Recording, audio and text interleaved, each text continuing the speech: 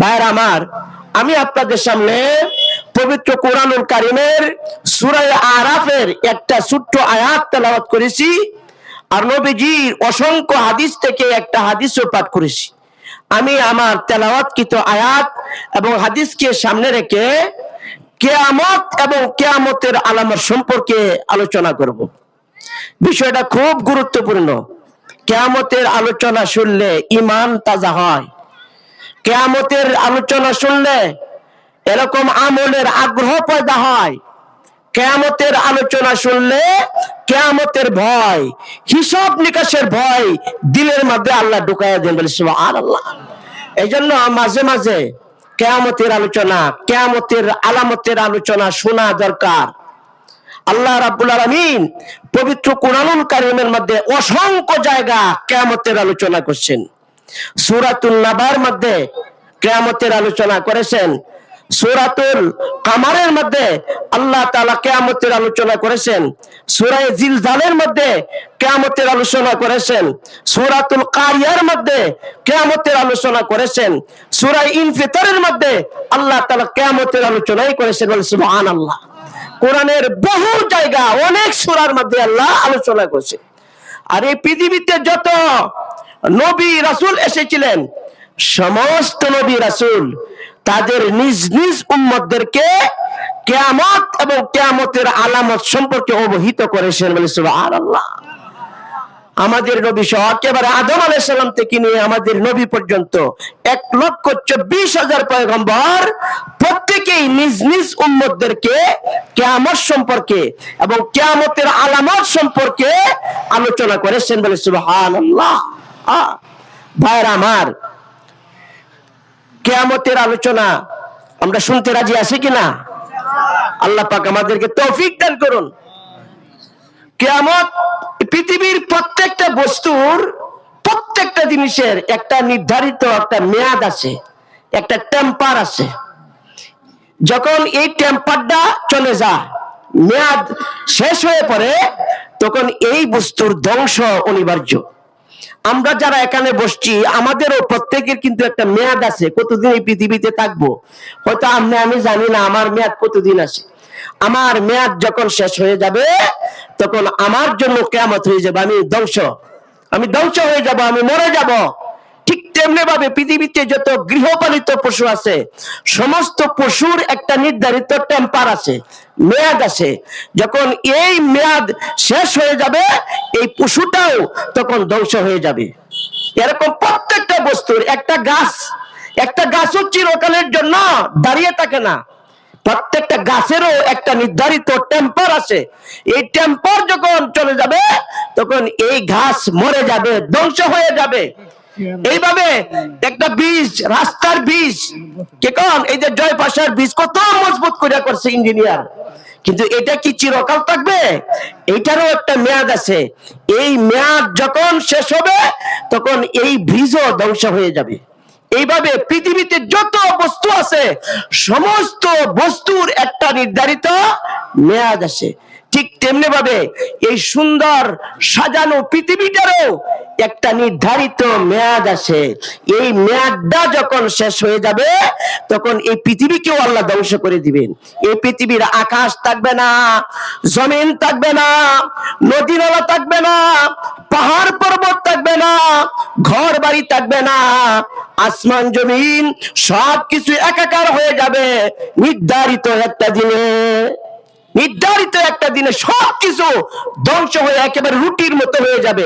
পাহাড়ও থাকবে না, গাছগাছালি থাকবে না, পাহাড় আপনার নদী নালা থাকবে না, সাগর মহাসাগর থাকবে না, সবকিছু একাকার হয়ে যাবে। বলেন না সুবহানাল্লাহ। যেই দিন এই ঘটনাটা ঘটবে, যেই দিন আসমান ধ্বংস হবে, জমিন ধ্বংস হবে, সমস্ত পশু পাখি মানব জাতি ধ্বংস হবে, একই দিনে যেদিন ধ্বংস হবে, এই দিবসটাকে বলা হয় কিয়ামতের দিন। আর এই অবস্থাটাকে বলা হয় কিয়ামত। কিন্তু ভাইরা আমার, সেই কিয়ামতের দিনটা কখন হবে, কোন দিন হবে, সেই কিয়ামত কোন সালে হবে, কতদিন পরে হবে, এইটা আমরা মানুষ জানবো তো দূরের কথা, কোন নবীও জানতেন না, কোন ফেরেশতাও পর্যন্ত জানে না। এমনকি যে ফেরেশতার মুখে সিংহা লাগানো আছে, যার ফু দ্বারা পৃথিবী ধ্বংস হবে, সেই ফেরেশতাও পর্যন্ত জানে না। বলেন সুবহানাল্লাহ।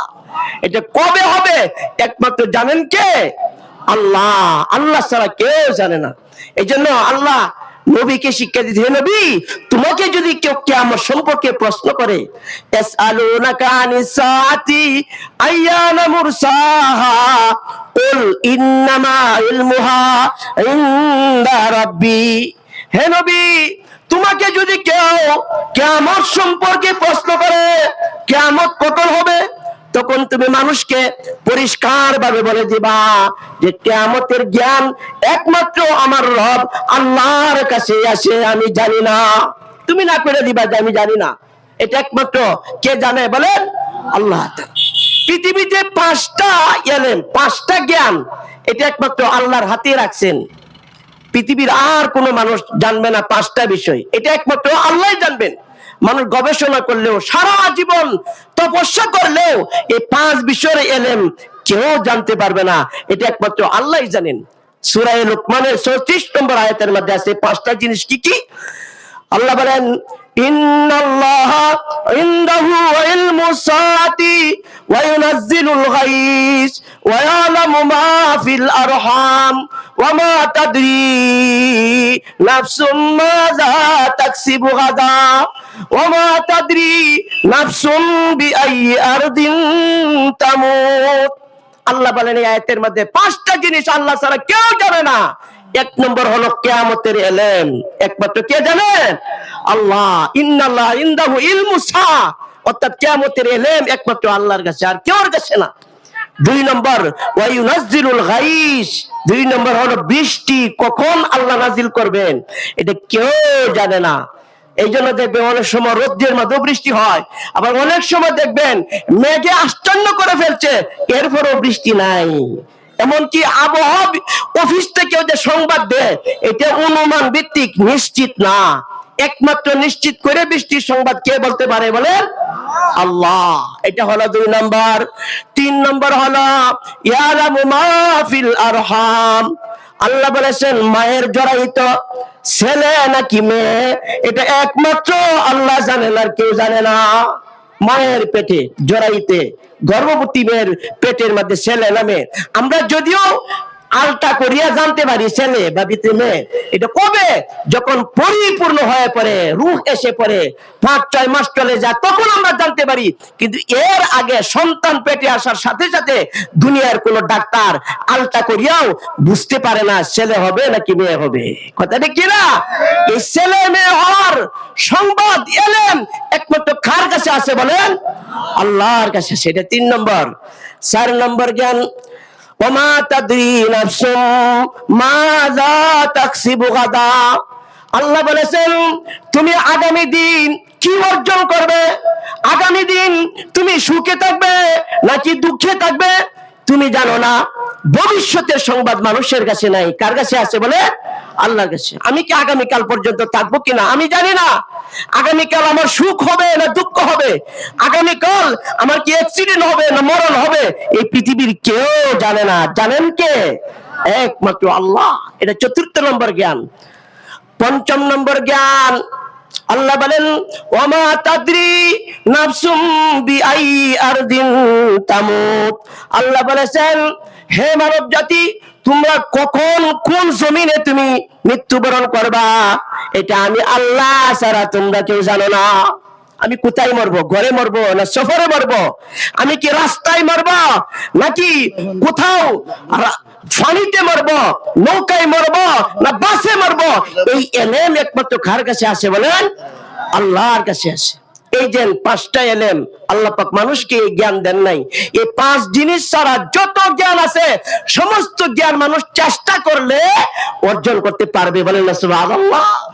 এই জন্য কি কোন গ্রহ নক্ষত্র, আমাদের চাঁদ, এমনকি সূর্য, ওই যে কোটি কোটি মাইল উপরের যে জ্ঞান, এগুলো মানুষ আবিষ্কার করতেছে বলে সুবহানাল্লাহ।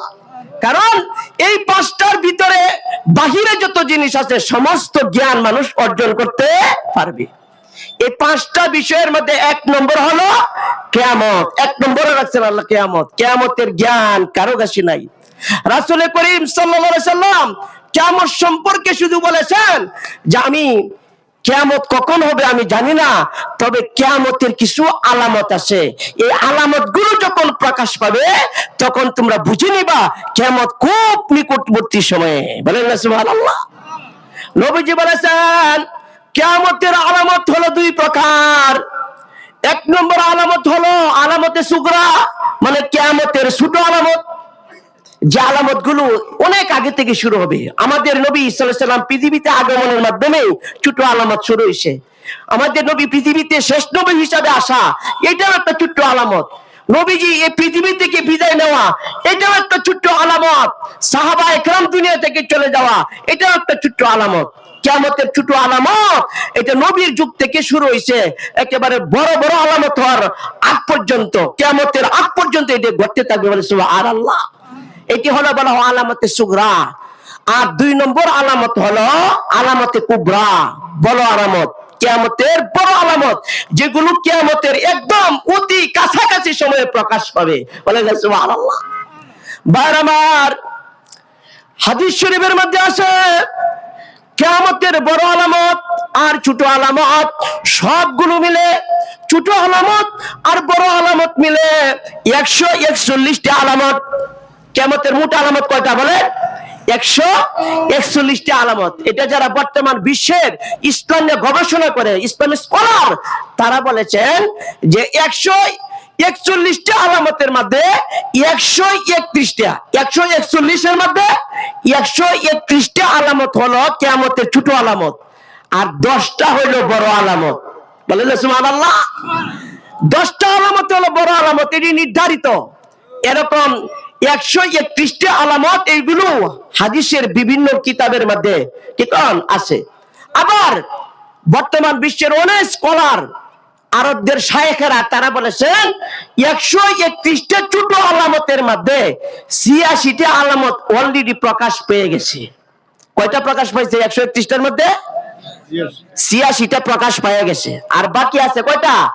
45টা ছোট আলামত বাকি আছে। এগুলো কতগুলো হওয়ার পথে, আর কতগুলো আরো পরে হবে। এগুলো হওয়ার পথে, পরিপূর্ণ হতে বাকি আছে। যে 86টা ছোট আলামত প্রকাশ পেয়ে গেছে, এগুলো হাদিসে এই বর্তমান স্কলারগণ, ইসলামিক স্কলারগণ, তারা বলে ফেলেছেন এগুলো হাদিসের মধ্যে আছে। যেমন তিরমিজি শরীফের একটা হাদিস আমি পেয়েছি, এই হাদিসের মধ্যে 15টা ছোট আলামত আল্লাহর নবী আলোচনা করছেন, এই সবগুলো প্রকাশ পেয়ে গেছে। যেমন এই হাদিসটা আপনাদেরকে স্মরণ করাই দিই, আপনারা মিলায় নেবেন যে আসলে বর্তমানে এই ছোট ছোট আলামত গুলো প্রকাশ পাইছে কিনা। যেমন আল্লাহর নবী বলেছেন, তিরমিজি শরীফের হাদিস, নবীজি সাল্লাল্লাহু আলাইহি ওয়াসাল্লাম তিনি বলেন, ইযা তাকাযুল ফাইউ দুয়ালান, এক নম্বর আলামত হলো যখন রাষ্ট্রীয় সম্পদ লুটে ফুটে খাওয়া হবে। রাষ্ট্রীয় সম্পদ যখন মানুষ লুটে ফুটে খাইব, এই আলামতটা প্রকাশ পাওয়া গেছে। দেখবেন যারা রাষ্ট্র ক্ষমতায় পায়, যারা মন্ত্রী এমপি, এরা ক্ষমতায় যাওয়ার আগে যদি 50 লক্ষ টাকার মালিক হয়, দেখবেন 1 বছর যাইতে না যাইতেই ওরা কোটি কোটি টাকার মালিক হয়ে যায়। এই এত টাকা কোথায় থেকে আনছে? রাষ্ট্রীয় সম্পদ লুটে ফুটে সংগ্রহ করেছে ওই টাকা। সুতরাং এটা আলামত প্রকাশ পাইছে কিনা বলেন? আলামত প্রকাশ পাইছে। এরকম রাষ্ট্রের একটা বীজের জন্য, একটা রাস্তার জন্য যদি সরকার আপনার 10 কোটি টাকা বরাদ্দ করে, রাস্তার মধ্যে মনে করেন যে 5 কোটি টাকার কাজ আর 5 কোটি মানুষ লুটে ফুটে খায়। সুতরাং 1 নম্বর আলামত প্রকাশ পাইছে কিনা? প্রকাশ পাইছে। আল্লাহর নবী বলেছেন কিয়ামতের 2 নম্বর আলামত যেটা প্রকাশ পাওয়া গেছে, ওয়াল আমানাতু মাগনামান, আমানতদার মানুষ খুঁজে পাওয়া যাবে না, আমানতদারি কমে যাবে, বিশ্বস্ত মানুষের সংখ্যা একদম কমে যাবে, বিশ্বস্ত মানুষ পাওয়া যাবে না। মানুষের কাছে কাঁচা টাকা পয়সা গুচ্ছিত রাখলে, আপনার কোনো সম্পদ আমানত রাখলে, এটা 1 সপ্তাহ পরে চাইলে তার কাছ থেকে আর পাওয়া যাবে না। আমি একটা আমানতের ঘটনা পাইছিলাম কিতাবের মধ্যে। আগেকার যুগে মানুষের মধ্যে আমানতের কি পরিমাণ ছিল, এখান থেকে ঘটনা থেকে বোঝা যায়। এক লোক জমি কিনছে, অতীতকালে এক লোক জমি কিনছে। জমি কেনার পর এই জমির মধ্যে চাষাবাদ করতে গিয়া একটা স্বর্ণ মুদ্রার কলস পাইছে যে কিনছে।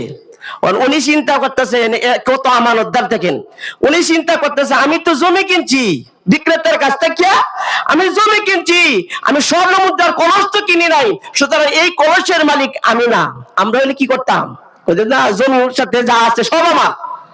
ভাইয়ের আমার, ওই ক্রেতা জমি চাষ করার সময় যখন স্বর্ণ মুদ্রার কলস পেলেন, এই কলস নিয়ে রওনা করলেন বিক্রেতার, জমি বিক্রেতার বাড়িতে গিয়া বলেন, ভাই আপনার কাছ থেকে তো আমি জমি রাখছি, স্বর্ণের কলস তো আমি রাখছি না, এই কলস আপনার। যিনি বেচছেন, বিক্রি করছেন, উনিও ছিলেন বড় আমানতদার। উনি বলেন, ভাই আমি যে জমি বেচছি, এই জমির ভিতরে যা আছে সব আপনার, আমার আর কিছু নাই। দেখেন আমরা হইলে কি করলাম, যে জমি বেচছি, তোমার কাছে তো এই কলস বিক্রি করি নাই, কাজে লাগলো না একটা। কিন্তু বার আমার বিক্রেতাও আমানতের পরিচয় দিয়েছে, ভাই আমি জমি বিক্রি করেছি, এই জমির মধ্যে যা আছে সব আপনার, এই স্বর্ণ মুদ্রার কলসের মালিক আমি না ভাই তুমি। এখন তো একজন আরেকজনের টেলে, ক্রেতা বলে যে এটার মালিক আমি না, বিক্রেতা বলে যে এটার মালিক আমি না, তুমি টেলাটেলি করে তৃতীয় পক্ষ যে আসি। কি কোন আমাদের সমাজে যে একটা দরবার হলে তৃতীয় পক্ষের ফেতনা করতে করতে বাড়াইতে বাড়াইতে কোর্ট পর্যন্ত হয়ে যায়, কথা ঠিক কিনা? দেখেন তৃতীয় পক্ষের মানুষ যারা, হেরা কইতেছে না একটা কাজ করি, কেউ যেমন এই স্বর্ণের কোনো নিতে চায় না, তাহলে দিই দুই পরিবারের মধ্যে একটা আত্মীয় করে দিই। একজনের উপযুক্ত ছেলে আছে, আরেকজন উপযুক্ত মেয়ে আছে, তৃতীয় পক্ষ মিলিয়া তারা একজনের ছেলের সাথে আরেকজনের মেয়ের বিয়া দিয়া পরে তারা কইতেছে এখন এই স্বর্ণের কলসের মালিক উভয় পরিবার। বলে সুবহানাল্লাহ। দেখছেন আমানতের অবস্থাটা বর্তমান সমাজে কি এরকম আমানতদারি পরিবেশ কোথাও আছে? ক্রেতার মধ্যেও আমানতদারি নাই, বিক্রেতার মধ্যেও আমানতদারি নাই, যারা মাঝখানে দালালি করে তারাও দালাল, কিন্তু কখনো আমানতদারি পাওয়া যায় না, কথা ঠিক কিনা?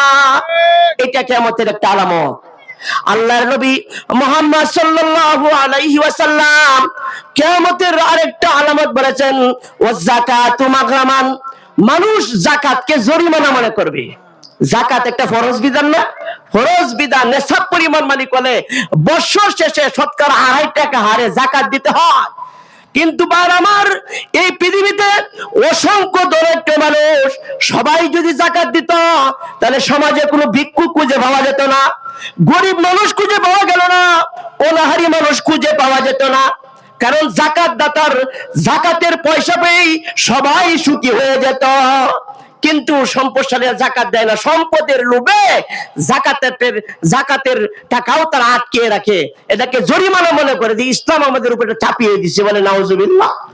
সমাজে এমন মানুষ আছে কিনা? এমন মানুষ আছে কোটি কোটি টাকার মালিক কিন্তু যাকাত দেয় না। এই জন্য ভাইরা আমার, ওই অসংখ্য ধনী মানুষের সংখ্যা বেড়ে গেছে যারা যাকাত দেয় না, এটা কিয়ামতের একটা আলামত। আল্লাহর নবী কিয়ামতের ছোট আলামতের মধ্যে আরেকটা আলামত বর্ণনা করেছেন, ওয়া তুআল্লিমু লিগাইরিদ্দিন। নবীজি বলেছেন যখন যে কোনো জ্ঞান অর্জন করবে শুধুমাত্র দুনিয়া কামাই করার জন্য, দুনিয়ার টাকা পয়সা কামাইবার জন্য, দুনিয়ার যশ কীর্তি কামাইবার জন্য ইলম শিক্ষা করবে, জ্ঞান অর্জন করবে শুধু দুনিয়ার উদ্দেশ্যে। কি কোন বর্তমানে কি কোন ডাক্তার হওয়ার লাগে পাগল, কারণ এটা আমাদের টেয়া হওয়া যা, ইঞ্জিনিয়ার হওয়ার জন্য পাগল, যেখানে গেলে লক্ষ লক্ষ টাকা পাওয়া যাবে সেই দিকে সেই জ্ঞান আমরা অর্জন করি, কিন্তু কোরআন এবং হাদিসের জ্ঞান অর্জন করি না। মাদ্রাসায় পড়াইতে চাই না, কেন পড়াই না? এনে বললে চাকরি হইতো না, মাদ্রাসায় বললে পয়সা হইতো না, মাদ্রাসায় হলে মানুষের বাড়ি সালাম দৌড় লাগবো, এই করে মাদ্রাসা আমরা পড়াই না। এটা কিয়ামতের একটা আলামত, কথা ঠিক কিনা? ভাইরা আমার, আল্লাহর নবী সাল্লাল্লাহু আলাইহি ওয়াসাল্লাম কিয়ামতের ছোট আলামতের মধ্যে আরেকটা আলামত বলেছেন, ওয়া আতার রাজুলু ইমরাতাহু ওয়া আক্কা উম্মাহু। নবীজি বলেছেন মানুষ স্ত্রীর কথাই চলবে কিন্তু মার অবাধ্যতা করবে। সমাজে এমন আছে কিনা বলেন? অসংখ্য মানুষ আছে মারে দেখতারে না, মার সাথে সম্পর্ক নাই, মারে দূরে বাংলা করে ফেলায় রাখছে, আর সুফার মধ্যে একেবারে আরামের ফালঙ্গের মধ্যে তাহে বউরে লইয়া, আর বউ যাই তাই মানে। আসলে কথা ছিল মায়ের কথাই চলা আর স্বামীর কথাই চলা, কথা ঠিক কিনা? কিন্তু উল্টা যখন হবে, নবীজি বলেছেন যে মানুষ চির কথা গুরুত্ব দিবে, মার কথা গুরুত্ব দিবে না, তুমি বুঝে নিবা যে এটা একটা কিয়ামতের আলামত। ভাইরা আমার, আল্লাহর নবী কিয়ামতের আরেকটা আলামতের কথা বলেছেন, ওয়াদনা সাদিকাহু ওয়াকদা আবাহু। মানুষ বন্ধুকে আপন মনে করবে আর পিতাকে ফর মনে করবে। এমন আছে কিনা? বন্ধুর সাথে যুবকরা বর্তমানে বন্ধুর সাথে সুন্দর ব্যবহার করে, কিন্তু বাবার সাথে ভালো আচরণ করে না, বাবার সাথে অন্যায়মূলক আচরণ করে, আর বন্ধুর সাথে সারা রাত কাটায়। জীবনের যত কথা আছে, বিষয় আছে, সবগুলো তার সাথে শেয়ার করে। বন্ধু হয় আপন আর বাবা মা হয় পর। এটা আছে কিনা বলে? এটাও কিয়ামতের একটা আলামত। নবীজি সাল্লাল্লাহু আলাইহি ওয়াসাল্লাম কিয়ামতের ছোট্ট আলামতের মধ্যে আরেকটা আলামত বলেছেন, ওয়াজাহারাতিল আসওয়াতু ফিল মাসাজিদ। নবীজি বলেছেন যখন দেখবা মসজিদে হট্টগোল হয়, মসজিদের আদব রক্ষা করে না, এই যে আল্লাহর ঘরে আসে এটা তার মনে থাকে না, বাংলা ঘর মনে করে, এরকম বাজারের দোকানের মতো মসজিদ গুলোকে ব্যবহার করে, মসজিদের ভিতরেও কথা বলে, বারান্দাতেও কথা বলে, তোমার বুঝতে হবে এই হট্টগোল, মসজিদের আদব রক্ষা না করা, এটাও কিয়ামতের একটা লক্ষণ। নবীজি আরেক জায়গায় বলেছেন, যখন দেখবা মসজিদ বিরাট কারুকার্য, মসজিদ পাকা টাইলস, একেবারে মনোমুগ্ধকর পরিবেশ, কিন্তু হ্যাঁ মানুষ নামাজ পড়বে না, ঈমান হলো দুর্বল, এটাও হলো কিয়ামতের একটা আলামত। মসজিদ পাকা হওয়া, ঈমান দুর্বল হওয়া, এটা হলো কিয়ামতের একটা আলামত। সাহাবায়ে কেরামের সময় আগে মসজিদ ছিল কাঁচা, ঈমান ছিল পাকা, আর বর্তমানে মসজিদ হইল পাকা আর ঈমান হইল কাঁচা। কথা ঠিক কিনা? এটা কিয়ামতের একটা আলামত, কিয়ামতের একটা আলামত। আমি অল্প অল্প করে সারি দিতেছি, সামনে অনেক কথা, সময় কম, আর এই সামনে অনেক গুরুত্বপূর্ণ কথা আছে, এই জন্য অল্প অল্প করে ছাড়তেছি। আপনারা বর্তমান সমাজের সাথে মিলাই নিবেন, এই ছোট্ট আলামত গুলো প্রকাশ পায় গেছে। ভাইরা আমার, আল্লাহর নবী বলেছেন কিয়ামতের ছোট্ট ছোট্ট আলামতের মধ্যে আরেকটা আলামত হলো, ওয়াসাদাল কাবিলাতা ফাসিকুহুম ওয়া কানা যাইমুল কওমি আরজুলুহুম।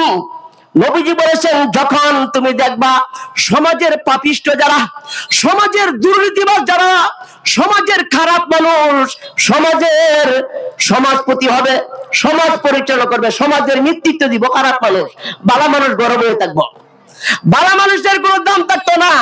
সমাজের জনপ্রতিনিধি হবে, চেয়ারম্যান হবে খারাপ মানুষ, মেম্বার হবে খারাপ মানুষ, এমপি হবে খারাপ মানুষ, মাতবর হবে খারাপ মানুষ, আর সমাজের সবচেয়ে সত্যবাদী নিরীহ প্রকৃতির ভদ্র মানুষ উনি ঘরে থাকবে, ওনার কাছে কেউ যাবে না, উনার মাতবরি শুধু ঘরেই থাকবে, একা একা উনি থাকবে। আর সমাজের দুর্নীতিবাজ, সমাজের সুদখোর ঘুষখোর, এরাই হবে সবচেয়ে বেশি আপনার নেতৃত্ব ওদের হাতে থাকবে। এখন বর্তমানে এরকম কিনা বলে?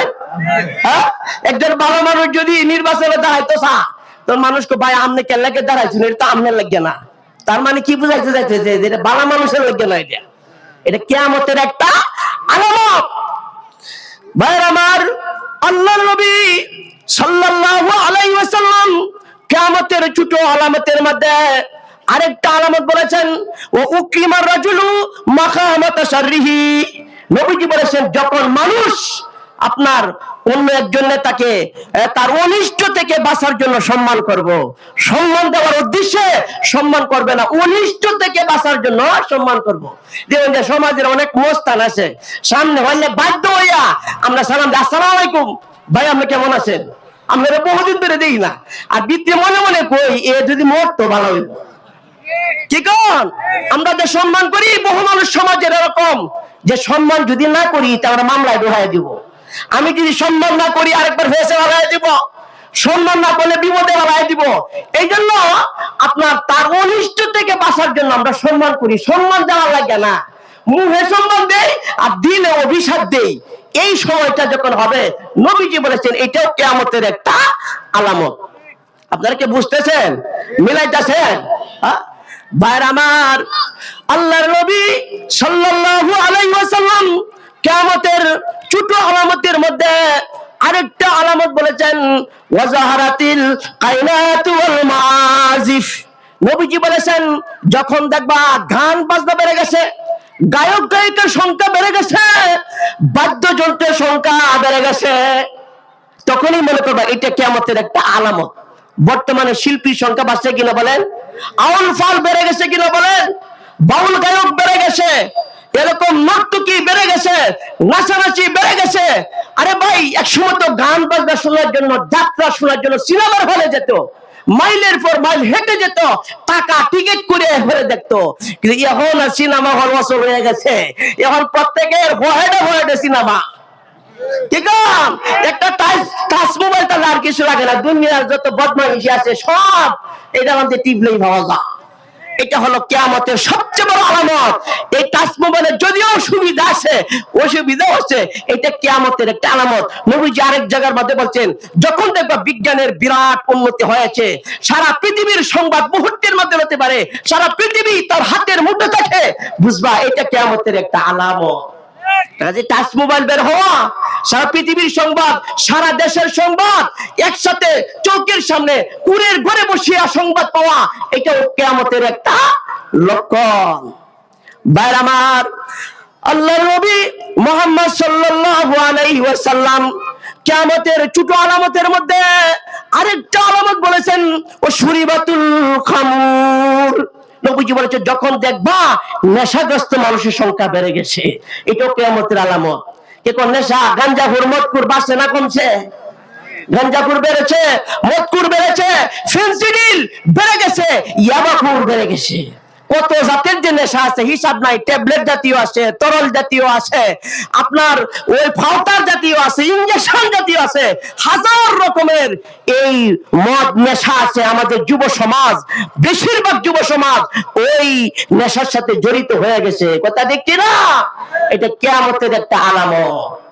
এইভাবে প্রায় ৮৬টা আলামত আছে। কয়েকটা বলছি আর আপনাদেরকে, কয়টা আলামত প্রকাশ পাইছে? ৮৬টা আলামত। ছোট আলামত কয়টা? ১৩১টা। এটা একটা ক্লাস। আপনারা যে স্মরণ না রাখেন চিল্লাইলে লাভ কি হইব বলেন? আজকে হেদায়েত না কেন? ওয়াজ কানে শুনি কিন্তু দিল দিয়ে শুনি না, দিলে ঢুকাই না, এই কারণে ওয়াজের কোনো আসর করে না। ছোট আলামত ১৩১টা, তার মধ্যে ৮৬টা প্রকাশ পেয়ে গেছে। কয়েকটা আলামত আপনাদের সামনে বলেছি, আর বাকি আছে ছোট আলামত ৪৫টা। এটি এখনো প্রকাশ পাইছে না, হবে। যেমন মানে তৃতীয় বিশ্বযুদ্ধ, এটা এই যে ৪৫টার ভিতরে হবে। সারা পৃথিবী প্রস্তুত হচ্ছে তৃতীয় বিশ্বযুদ্ধ, এটাও কিয়ামতের একটা আলামত।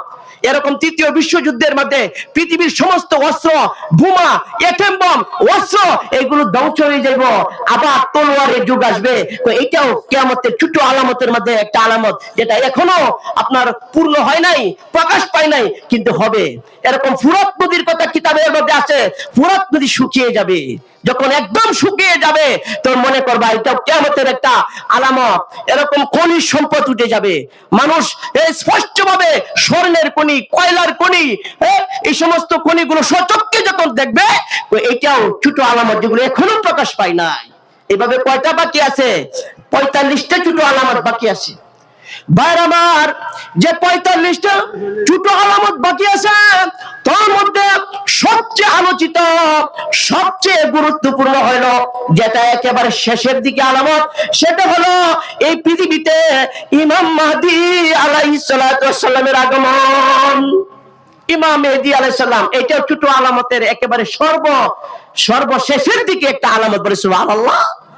ইমাম মাহদী আলাইহিস সালাম সম্পর্কে কিতাবের মধ্যে আছে যে ওনার নাম হবে, ওনার নাম হবে মুহাম্মদ, ওনার পিতার নাম হবে আব্দুল্লাহ, মায়ের নাম হবে আমিনা। তিনি ফাতেমার বংশধর হবে, নবীর বংশধর হবে, আর চেহারাটা হবে নবীর মতো। উনার বয়স যখন ৪০ বছর হবে দুনিয়াতে, তখন তিনি আবির্ভাব হবেন। ৪০ হওয়ার আগে নিজেও জানবেন না উনি যে একজন আল্লাহর পক্ষ থেকে মনোনীত একজন নেতা। বলে সুবহানাল্লাহ। ইমাম মাহদী আলাইহিস সালাম যখন আত্মপ্রকাশ ঘটবে, তখন যে বছর আপনার আত্মপ্রকাশ ঘটবে, ওনার বয়স কত হবে তখন? ৪০ বছর বয়সে আত্মপ্রকাশ হবে। যে বছর তিনি আত্মপ্রকাশ করবেন, সেই বছর রমজান মাসে চন্দ্রগ্রহণ হবে, সূর্যগ্রহণ হবে। এই জন্য প্রত্যেক বছর যখন রমজান মাস আসে, তখন ইসলামিক স্কলার যারা আলেম ওলামা যারা তারা সতর্ক থাকে যে রমজানে চন্দ্রগ্রহণ এবং সূর্যগ্রহণ কাছাকাছি সময় পুরা মাসের ভিত্তি হয় কিনা। বলে সুবহানাল্লাহ। বাইরে আমার, যে মাসে চন্দ্রগ্রহণ এবং সূর্যগ্রহণ হবে যে রমজানে, এই রমজানের পরেই যে হজের মাস জিলহজ মাস, এই জিলহজ মাসে হজের সময় আবির্ভাব হবে। বলে সুবহানাল্লাহ। কিতাবের মধ্যে আছে এই রমজানের পরে যে হজ আছে, এই হজটা করবেন ইমাম মাহদী আলাইহিস সালাম। উনি মাকামে ইব্রাহিম এবং হজরে আসওয়াদ পাথরের মাঝখান, হজরে আসওয়াদ আর মাকামে ইব্রাহিমের মাঝখানে যখন থাকবেন, তখন ইরাক এবং সিরিয়ার কিছু নেককার বান্দা ওনাকে দেখেই সন্দেহ করবো যে উনি মনে হয় ইমাম মাহদীর মতো দেখা যায়, আলামত দেখে চিন্তা করবো। বলে সুবহানাল্লাহ। ওনার ফিজিমিসে শুরু হবে, ইমাম মাহদীকে অনুসরণ করবে। ইমাম মাহদী আলাইহিস সালামের কাছে ওরা বায়াত হইতে চাইবে যে হুজুর আপনার কাছে বায়াত হইতে চাই, আপনাদের আমাদের ভালো লাগতেছে। ইমাম মাহদী আলাইহিস সালাম তিনি আশ্রয় দিবেন না, তিনি বায়াত হবেন না, বায়াত করবেন না, নিজেকে গুছিয়ে রাখবেন, পিছিয়ে রাখবেন, নিজেকে পিছনে রাখবেন। উনি মানুষের কাছে যাইতে চাইবেন না, প্রকাশ করবেন না, বায়াত হইতে চাইবে উনি হাত বাড়াবেন না। এক পর্যায়ে তিনি কাবার কানাই কাবার এক স্থানে বসবেন, এমন সময় মানুষ ঘেরাও করে বসবে, উপর থেকে গাইবে একটা আওয়াজ হইব। সুবহানাল্লাহ। এই আওয়াজটা কি? কিতাবের মধ্যে আছে, হাযা খলিফাতুল্লাহিল মাহদী ফাসতামিউ ওয়া আতিউ। এই আওয়াজটা হবে যে ইনি হলো খলিফাতুল্লাহ, আল্লাহর খলিফা ইমাম মাহদী। বলে সুবহানাল্লাহ। হাযা খলিফাতুল্লাহিল মাহদী, তিনি হলেন আল্লাহর খলিফা ইমাম মাহদী। সুবহানাল্লাহ। সুতরাং তোমরা যারা আছো পাশে বসে রয়েছো, ফাসতামিউ ওয়া আতিউ, তোমরা তার কথাগুলো মনোযোগ দিয়ে শোনো এবং তাকে ইতাআত করো, অনুসরণ করো। বলে সুবহানাল্লাহ। সাথে সাথে হাত বাড়াবেন আর ওই সমস্ত মানুষ তার হাতে বায়াত গ্রহণ করবে। তাদের সংখ্যা হবে 313 জন। বলে সুবহানাল্লাহ। ইমাম মাহদীর সংখ্যা হবে, ওনার শাগিরদের সংখ্যা হবে সর্বপ্রথম কতজন? 313 জন। এই 313 জন লোক নিয়ে উনি আবার মক্কা হজের কাজ শেষ করে মদিনায় যাবেন। নবীজির রওজা সাল্লাল্লাহু আলাইহি সাল্লাম, নবীজির রওজা মুবারক জিয়ারত করে তিনি আবার ওই বাইতুল মুকাদ্দাসের দিকে যাইতে থাকবেন। বলেন সুবহানাল্লাহ। ইমাম মাহদী আলাইহিস সালাম তিনি ওই সৈন্যবাহিনীকে নিয়ে তিনি পৃথিবীতে 3 বার যুদ্ধ করবেন। কতবার? 3 বার। মাঝখানে একটা কথা বলে রাখি, বর্তমানে উলামায়ে কেরাম অনেক যা ইসলামিক স্কলার তারা বলছেন ইমাম মাহদীর জন্ম হয়ে গেছে। কারণ ইমাম মাহদী পৃথিবীতে আসার যতগুলো আলামত আছে, এই আলামত গুলো সবই প্রকাশ পাইছে। কি আলামত? ইমাম মাহদী যখন পৃথিবীতে আসবে তখন মুসলমানদের হাতে কোনো ক্ষমতা থাকবে না, কোন মুসলমানদের খেলাফত থাকবে না, মুসলমান হবে সবচেয়ে নির্যাতিত মাজলুম, আর সারা পৃথিবীর মরলগিরি করবে খ্রিস্টানরা। এখন খ্রিস্টানদের হাতে ক্ষমতা কিনা? আমেরিকার হাতে বর্তমানে ক্ষমতা। বিশ্বের কোথাও মুসলমানদের কোনো ক্ষমতা নাই। মুসলিম রাষ্ট্রগুলোর যারা রাষ্ট্রপ্রধান এরা ওই আমেরিকার গোলাম। কথা ঠিক কিনা? আমেরিকার এরা গোলাম হয়ে আছে, ইসরায়েলের গোলাম হয়ে আছে। তো এটাও হলো ইমাম মাহদী আসার একটা আলামত যে মুসলমান নিঃস্ব, মুসলমান একদম দুর্বল, তাদের কিছু করার মতো নাই। আবার উনি যখন আসবেন, সাদা মিনার মসজিদ, সাদা মিনারা কায়েম হবে সিরিয়াতে। সিরিয়ার দামেস্কের রাজধানীতে অসংখ্য মসজিদ আছে যেখানে সাদা মিনার হলো সাদা। বলে সুবহানাল্লাহ। এরকম ভাবে শুরু পদে মাটির নিচ দিয়ে রাস্তা হইব, মাটির নিচ দিয়ে রাস্তা হয়ে গেছে। এইভাবে যত আলামত আছে ইমাম মাহদী আসা সবগুলো প্রকাশ পাইছে। এই জন্য যারা স্কলার, ইসলামিক স্কলার তারা বলেছেন ইমাম মাহদী আসার সময় হয়ে গেছে, যে কোনো বছরে কোন আত্মপ্রকাশ হতে পারে। বলে সুবহানাল্লাহ। বারবার ইমাম মাহদী আলাইহিস সালাতু ওয়াস সালাম তিনি যখন আবির্ভাব হবেন, তিনি যখন মুসলমানদের নেতৃত্ব হাতে নেবেন, তখন ওই সমস্ত ইহুদি খ্রিস্টানদের সাথে 3 বার যুদ্ধ করবেন। কয়বার যুদ্ধের ঘোষণা দিবেন? 3 বার। প্রথমবার যাদেরকে নিয়ে যুদ্ধ করবেন এদের বেশিরভাগ পলায়ন করব, এরা থাকবে মুনাফিক, উনি সফল হতে পারবেন না। দ্বিতীয়বার আবার যুদ্ধে ডাক দিবেন, তখন অসংখ্য মুসলমান ওনার ডাকে সাড়া দিবে, আর তাদের বেশিরভাগ মুসলমান শহীদ হয়ে যাবে, রক্তাক্ত হয়ে যাবে। ওই সমস্ত শহীদরা জান্নাতে যাবে। বলে সুবহানাল্লাহ। এখনো দ্বিতীয়বার যুদ্ধ করেও সফল হতে পারবেন না, ও তৃতীয়বার আবার যুদ্ধের জন্য ডাক দিবেন, তখন ইনশাআল্লাহ খুব সহজভাবে মুসলিমরা বিজয় লাভ করবে। বলে সুবহানাল্লাহ। সারা বিশ্ব যখন তৃতীয় বিশ্বযুদ্ধ যখন তিনি করবেন, তখন সারা বিশ্বের নেতৃত্ব ওনার হাতে আসবে। সারা পৃথিবীর টেলিভিশনে একজন হুজুর, একজন পাগড়িওয়ালা, একজন টুপিওয়ালার হাতে নেতৃত্ব আসবে। বলে সুবহানাল্লাহ। তখন মানুষ মুসলমানের গোলাম হবে আর আলেম ওলামাদের মর্যাদা বাড়িয়ে নেবে। যাব। এখন তো মসজিদের ইমাম যারা, খতিব যারা, তাদের দাম নাই। এক শ্রেণী মানুষের কাছে গোলাম হয়ে তাহলে লাগবো। কিন্তু ইমাম মেহেদী আলাইহিস সালামের নেতৃত্ব যখন আসবে, তখন সমাজের নেতৃত্ব দিবে ওই ইমাম সাহেব। বলে সুবহানাল্লাহ। আর এখন যারা এই ইমামদেরকে গোলাম মনে করে, ওরা নিজেরাই গোলাম হয়ে যাবো। ভাইরা আমার, সাবধান, আমাদের সতর্ক থাকতে হবে, প্রস্তুত হয়ে থাকতে হবে। ইমাম মেহেদী আলাইহিস সালাম তিনি যখন খেলাফত কায়েম করবেন, সারা পৃথিবীতে তখন গণতন্ত্র থাকবে না, সমাজতন্ত্র থাকবে না, পুঁজিবাদী থাকবে না। সারা পৃথিবী কোরআনের আলোকে, ইসলামী শরীয়তের আলোকে রাষ্ট্র পরিচালনা করবে। সুবহানাল্লাহ। বর্তমানে কিন্তু একটা যুদ্ধ চলতেছে। পৃথিবীর এখন গণতান্ত্রিক দেশ বেশি।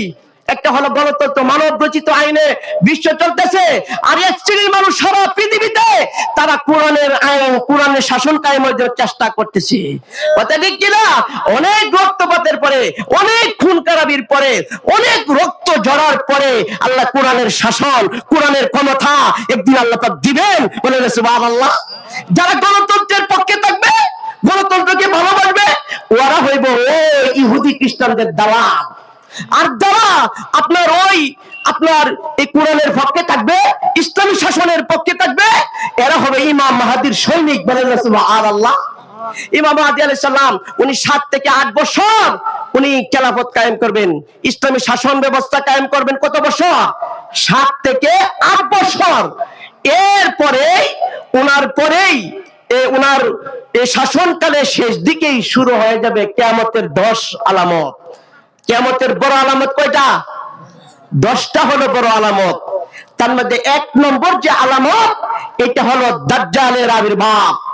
সেই দাজ্জাল ইমাম মেহেদী আলাইহিস সালামের শাসনকালের শেষ দিকে পৃথিবীতে আসবে। বলেন না সুবহানাল্লাহ। সে দাজ্জাল সম্পর্কে আল্লাহর নবী সাহাবায়ে কেরামের সামনে যখন আলোচনা করতেন, তখন সাহাবায়ে কেরাম নবীর মুখ থেকে দাজ্জালের আলোচনা শুনিয়া তারা মনে করতেন দাজ্জাল আশপাশেই কোথাও বলায় আছে। এইভাবে আলোচনা করতেন না, সাহাবাকে এত মনোযোগ দিয়ে শুনতেন। পৃথিবীর সবচেয়ে বড় ফিতনার মুহূর্ত হবে এই দাজ্জাল যতদিন থাকবে। কিতাবের মধ্যে আছে 40 দিন থাকবে, 40 দিন থাকবে। আর এটা সময়ের হিসাব করলে 1 বছর 2 মাস 14 দিন দাজ্জাল সারা পৃথিবীতে থাকবে। কতদিন? 1 বছর 2 মাস 14 দিন দাজ্জাল সারা পৃথিবী একেবারে উলটপালট করে দিবে। ভাইরা আমার, সে দাজ্জালের চোখ হইব একটা কানা, আর একটা হইব টেরা। সেই দাজ্জালের চুল হবে কোকড়া। সেই দাজ্জালের আপনার এই রং, শরীরের কালার হবে আপনার লালের দিকে দাবিত, চুল হবে কোকড়া। সেই দাজ্জাল হবে বাটি, তার পা গুলো থাকবে একটু এইভাবে বাঁকা থাকবে। সে গায়ের অত্যন্ত শক্তি থাকবে। সেই দাজ্জালের কপালে লেখা থাকবে কাফের, কাফারা। এই যে কাফারা মানে কি? কাফের। যারা মুমিন, যারা নবী সুন্নাহর উপরে চলে, যারা নাকি একেবারে ইসলামী শরীয়ত মেনে যারা চলে, ওরা ওই দাজ্জালের কপাল দেখে চিনবো এ আস্তা একটা কাফের, এর কপালে লেখা কাফের।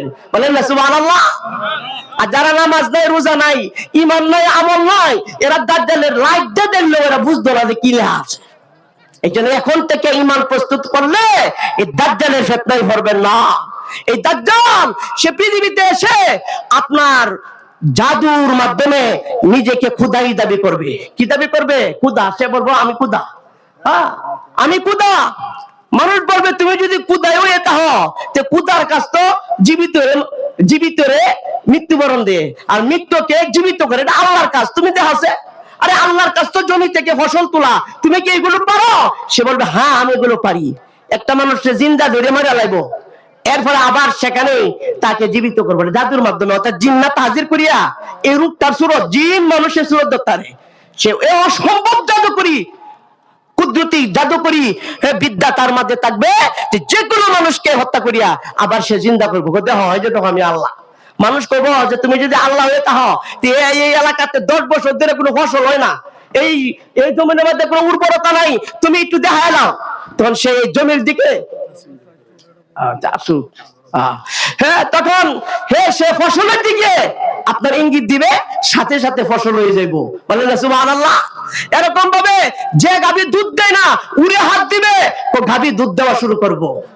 এরকম ভাবে আপনার অসংখ্য জিনিস যখন দেখাইবো মানুষ ঠিকই আছে, এটা আল্লাহ হইব, এটা কুদা কুদা এতদিন আকাশে আসি এখন জমিনে নামে আসে গা, যারা মরি দেব এরা সব জাহান্নামে হইব, বলে নাউজুবিল্লাহ।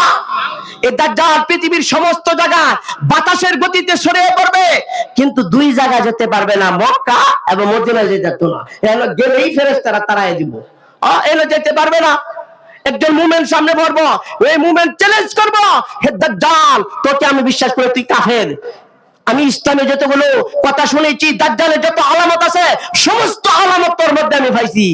তো দাজ্জাল কি করবো, তারে আপনি মারবো, মারি আবার চিন্তা করবো, করিয়া কবো যে এখন কি তোমার বিশ্বাস হয় আমি খুদা চিনা, সে কবে এখন আরো ভালো করে বিশ্বাস হয়েছে, দাজ্জালের কাজে এই দিয়া, এরপরে আর মারতাম না।